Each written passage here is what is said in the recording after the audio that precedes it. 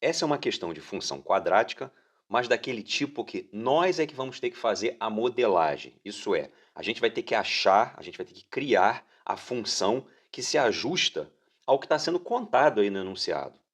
Então vamos ler junto para ver o que a gente tem aí e o que a gente faz com isso. O ônibus tem 46 lugares, então essa é a lotação máxima, mas o dono do ônibus diz que a lotação padrão é de 20 pessoas, ou seja, ele está acostumado a carregar 20 pessoas no seu ônibus.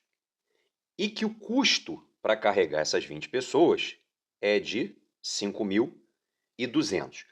Aqui a gente percebe que esse preço é o preço global. Então a gente vai ter que fazer, nesse momento, uma conta de dividir para descobrir quanto cada passageiro paga nessa lotação padrão.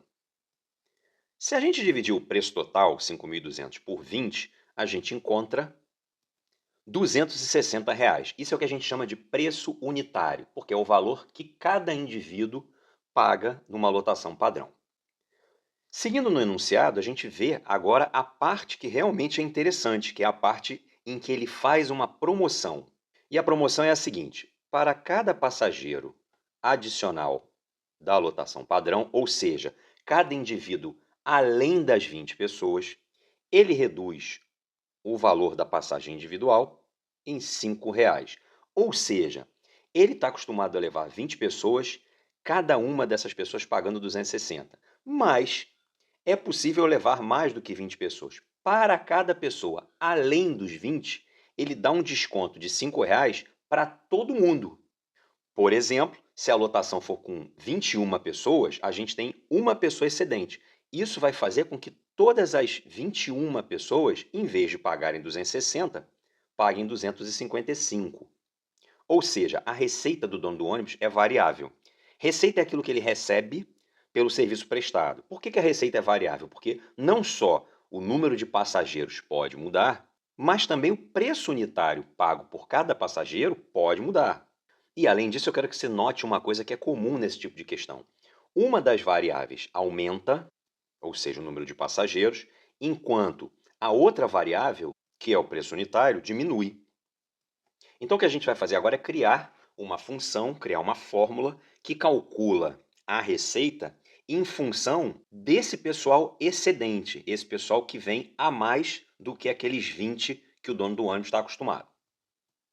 Se a gente representar a quantidade de excedentes por x, é possível escrever o número de passageiros como 20 mais x. Caso não haja excedente, x é igual a zero, o número de passageiros volta a ser o original, 20.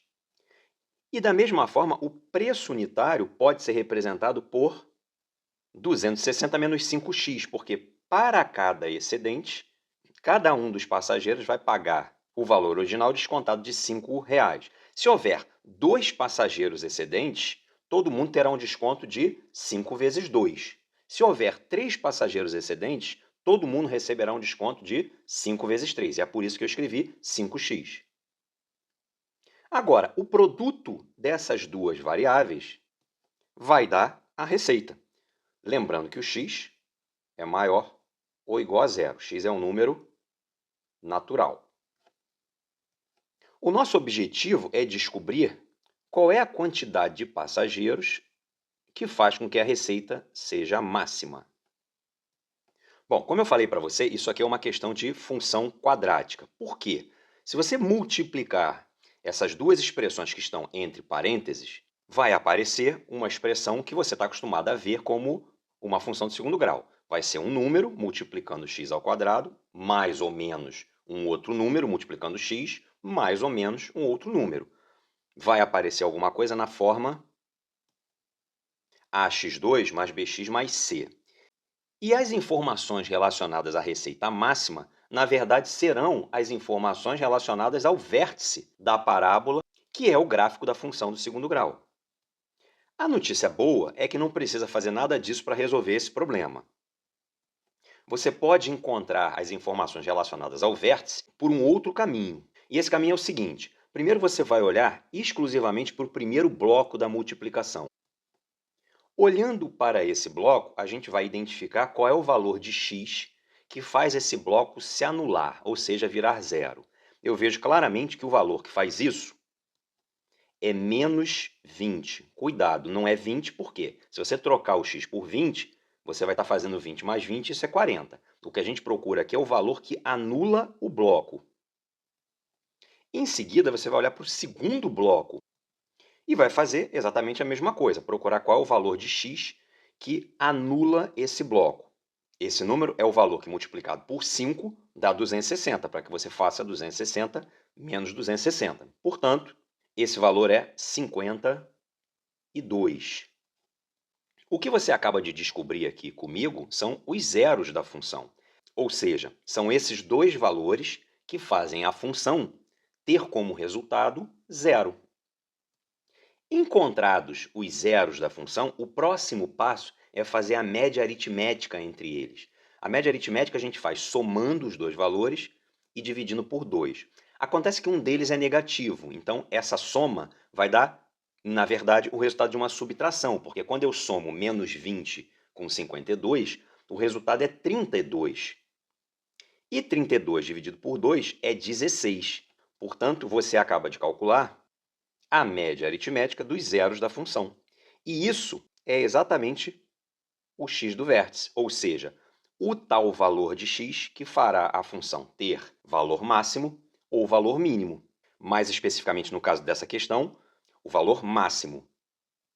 Ou seja, a gente acabou de descobrir que a receita será máxima se o x for igual a 16.